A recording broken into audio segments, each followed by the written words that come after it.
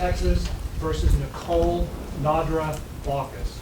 Indictment, 435th District Court of Montgomery County, Texas. Count number one.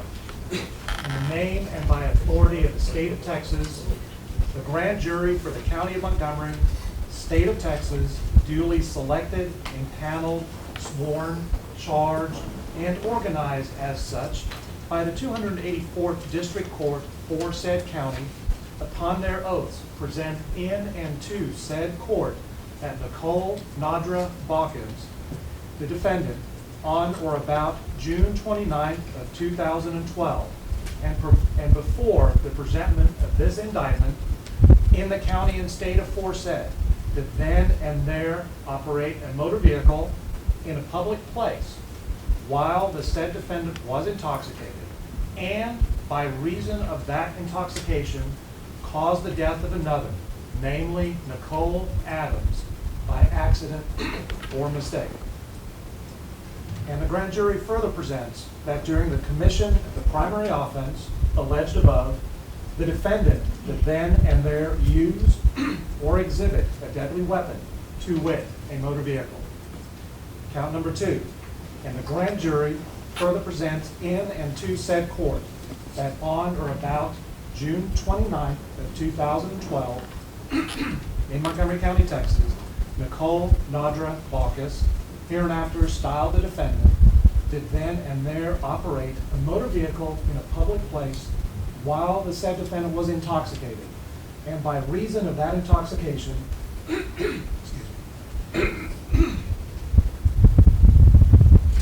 caused the death of another, namely Travis Saunders, by accident or mistake. And the grand jury further presents that during the commission of the primary offense alleged above, the defendant did then and there use or exhibit a deadly weapon, to wit, a motor vehicle. Count number three. And the grand jury further presents in and to said court that on or about June 29th of 2012, in Montgomery County, Texas, Nichole Backus, hereafter styled the defendant, did then and there operate a motor vehicle in a public place while the said defendant was intoxicated, and by reason of that intoxication caused serious bodily injury to another, namely David Porras, by accident or mistake. And the grand jury further presents that during the commission of the primary offense alleged above, the defendant did then and there use or exhibit a deadly weapon, to wit, a motor vehicle. Signed, against the peace and dignity of the state, signed, foreperson of the grand jury. Ms. Baukus, those three counts. Not guilty to all three counts? Okay, I'm going to write that plea into file. You may be seated.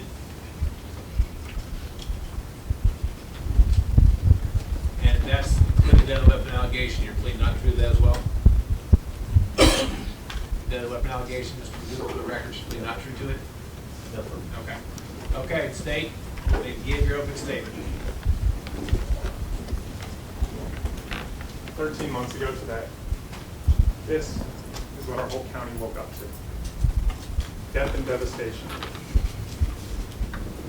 The southbound lanes of I-45 entirely shut down. Traffic backed up as far as the eye could see. And most importantly, 2 young lives gone. The lives of Nicole Adams, 19 years old, and Travis Saunders, 18 years old, ended in an instant. And a third life, that of David Porras, forever changed. Still to this day, healing physically and emotionally from the injuries he sustained that night. All because this defendant wanted to go out that night, have fun, and drink. Nicole, Travis, and David, they just dropped off a friend. They were just trying to get home. But they never made it, ladies and gentlemen. Because as they were heading south on I-45, as they got to where I-45 crosses over 242, as the road starts to gradually rise, their tiny Chevy Aveo was hit straight on by this defendant's Ford F-150. that she drove the wrong way on the highway. Now, I know you've got to be thinking to yourself, how in the world does someone get on the highway going the wrong way? Well, folks, you're going to find out. You see, the story starts the day before. At about 9:15 p.m., the defendant goes to a bar off Sawdust called On the Rocks. She meets her friend Megan there. They go in, grab a table, order their first drinks. They order their drinks from a girl named Jessica Pointinger, who's a friend of theirs, happens to be the defendant's roommate. And they get their first drink around 9:19.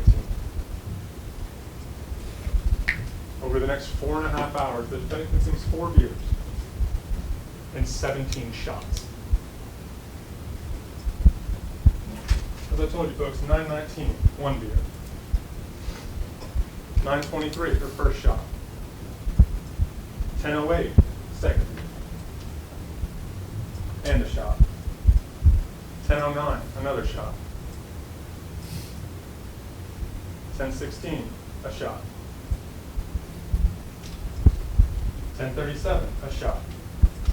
10:47, another beer.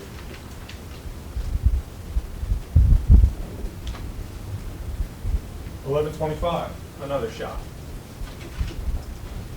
11:30, another shot. Just before midnight, another shot. And again, another shot just before midnight. 12:05, shot number 12. 12:20, shot number 13. 12:45, shot number 14.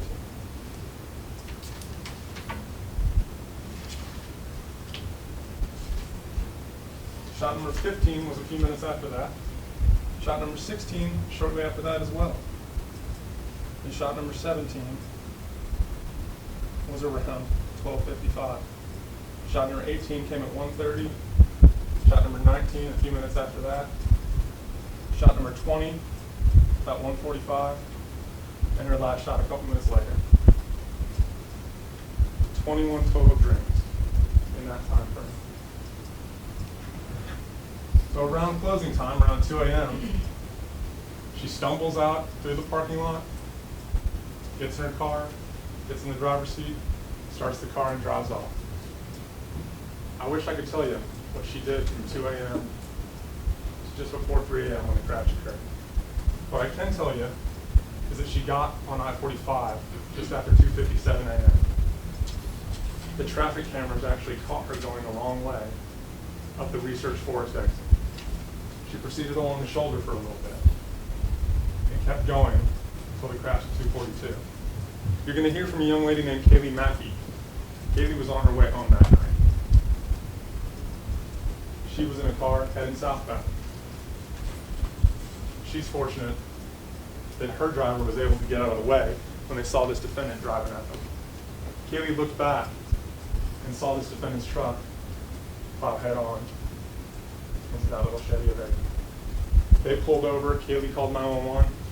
She got out and went and tried to help David after some good Samaritans had got him out of the car. Because the police had been notified about a wrong-way driver, officers with the Sheriff's Department and Shenandoah PD quickly got on scene.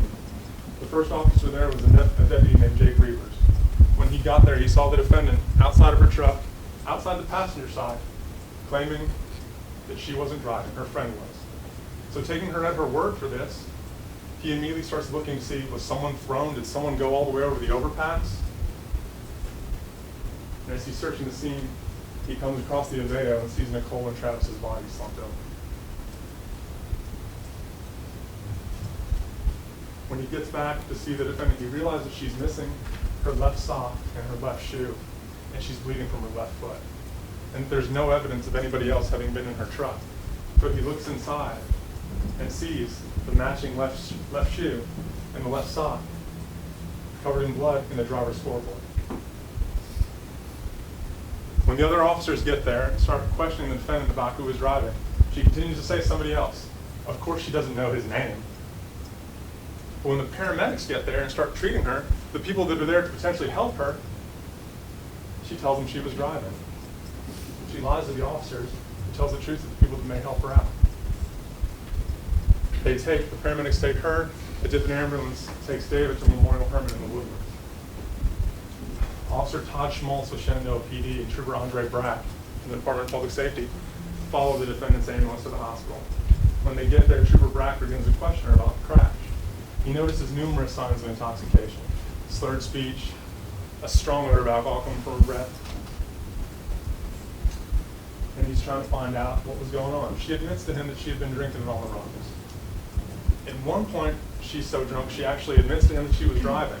Now later on, she ends up telling him she was never driving and changed her mind about that. But he asked for a specimen of her blood because we're investigating an intoxication crash. She consents to it, and a nurse draws her blood around 4:20 in the morning. That blood was tested and came back at .265, more than 3 times the legal limit, ladies and gentlemen. There was also a small amount of Valium and dimetabolite in her blood.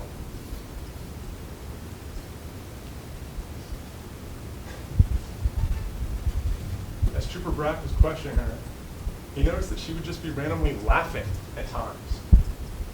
Like this was all some big joke. To the point of where Dr. James Field, who was there to make sure that neither this defendant or David needed any sort of surgery done, Dr. Field decided to tell this defendant that she killed 2 people because of how she was acting. How did she respond to this sobering news that she took 2 lives? She laughed. When the officers found out that the hospital wasn't going to be keeping her overnight because she didn't really have any serious injuries other than the injury to her foot, Trooper Brack decided to place her under arrest. Asked her for another specimen of her blood. She consented again. The same nurse drew her blood at about 5:34 a.m. And her BAC at that time, after being tested, was .204. Still more than double the legal limit.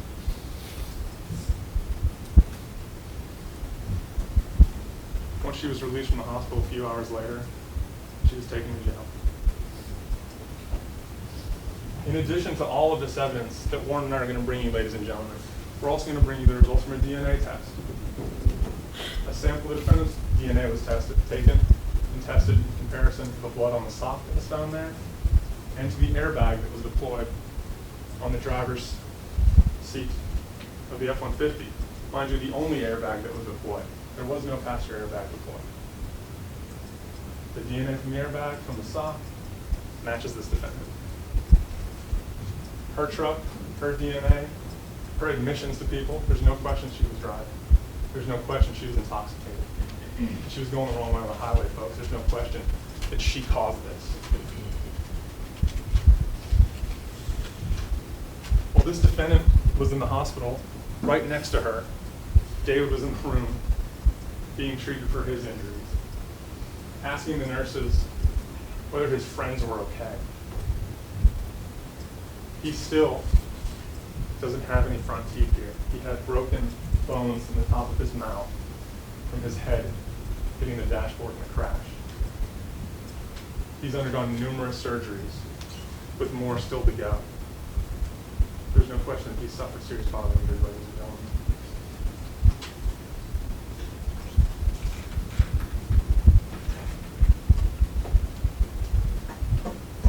Travis, Nichole, and David were just trying to go home.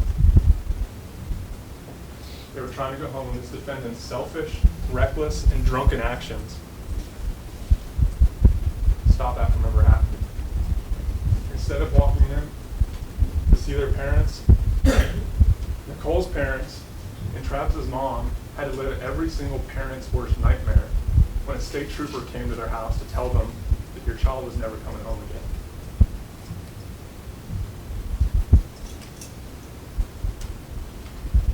Ladies and gentlemen, ever since Deputy Reavers got to that scene, this defendant has been trying to get out of being held responsible for what she did.